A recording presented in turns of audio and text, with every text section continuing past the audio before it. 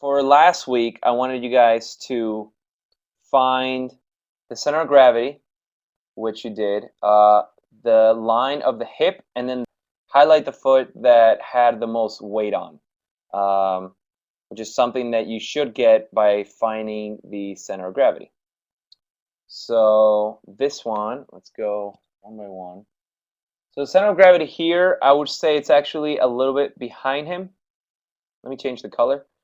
Something that I want you guys to remember and keep in mind is, let me find a color that you guys will see very well. Okay, there. Something I want you guys to keep in mind is the mass. The mass and the size of the character. You know, like this character has a really large head. So that has a lot of weight that you need to think about when you find the center of gravity.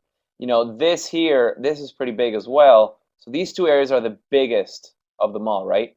So the center of these two would probably be, you know, around here. But then you need to take effect, you know, the legs come all the way down, though they don't have that much mass, and the arms as well, but they don't have as much mass either. And they're so skinny, and these are so big and large that they're going to carry the most weight. So at the end, you have to look at what has the most mass, because that's what's going to influence a lot more where that center of gravity should be. So this center of gravity here is actually, I would say it's wrong because, you know, again, if you divide that, look at the little mass that it has on this side versus all that is on the other side. You know, it has a lot more. So it's definitely top heavy on this side. So center of gravity, I would say it's probably around here. It's even a little higher because, again, the feet and the arms don't have that much mass. So I would definitely put it here. So this is definitely correct because once you drop that line, right, it's closer to this foot. So this foot is what's going to have the most weight. It is a beautiful trick that I use all the time. You know, divide it in every way possible, and it should always kind of be half and half. Definitely, I would probably put it around here. It might not be perfect, but that's general area. And definitely this foot is fine.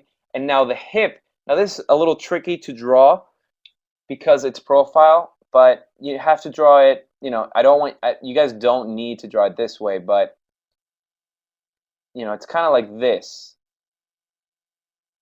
where it's more towards camera and it's kind of in perspective, you know.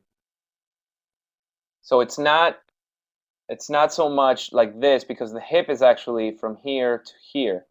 You know, that's where the bone comes from. So next week, draw the line more like this, you know, where if it's in the front view, it's kind of like this, but because you're seeing it from this side, you're going to see it in perspective a little bit. But just obviously you guys don't have to draw it that way. Just want to keep in mind that the hip is in this. You know, the bone's not coming from this point and then from this point. It's actually coming, you know, from here and then from here. Just clarifying what I want you guys to do. So you do this, and then if you want, this is optional, you do a line like this, straight down because of the center of gravity, and that will tell you, you know, you check the spacing between the center of gravity and the context, and the smaller one will tell you that this has the most weight. This will have a lot more weight than this foot here. And I like that you went over and did the shoulders. You didn't have to, but I like it. So that's good. Let's go over the next one.